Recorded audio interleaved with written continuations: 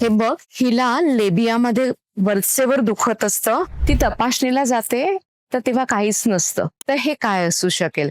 अजून माझं डायग्नोसिसच झालं नाहीये. आता हे जे काही सिम्पटम्स ती सांगतीये, या लक्षणांवरून मला असं वाटतंय की हे बार्थोलिन सिस्ट असण्याची शक्यता आहे. बार्थोलिन सिस्ट म्हणजे काय असतं? लेबियाच्या जवळ एक सिस्ट असते, ती सिक्रिशन्स आपल्याला देत असते, त्याच्यामुळे आपल्या योनिमार्गाचा ओलावा राहत असतो. तर त्या ग्रंथीचं जर कधी इन्फेक्शन झालं तर तिथे आपल्याला गाठ होऊ शकते. ती गाठ इन्फेक्ट झाली तर तिथे दुखू शकतं.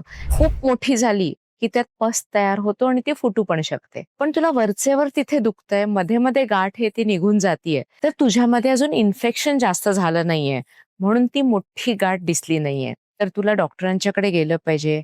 डॉक्टर हाताने तपासून बघतील, सोनोग्राफी करून बघतील आणि बार्थोलिन्सिस जर छोटीच असेल तर तुला सिट्स बाथ म्हणजे शेक घ्यायचे असतात.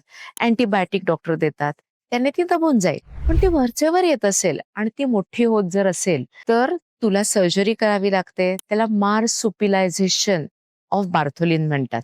कारण कित्येक वेळेला असं होतं, तिथे ऍब्सेस होतो आणि डॉक्टर फक्त IND करतात, म्हणजे इन्सिजन आणि ड्रेनेज, फक्त तो पस काढून घेतात. आणि असं केलं तर ती सिस्ट परत तयार होते. त्यामुळे त्याला व्यवस्थित ती काढावी लागते किंवा त्याचं मार्सुपिलायझेशन करायला लागतं. मग त्या बाजूची तरी बार्थोलिन सिस्ट परत तुला कधी होणार नाही.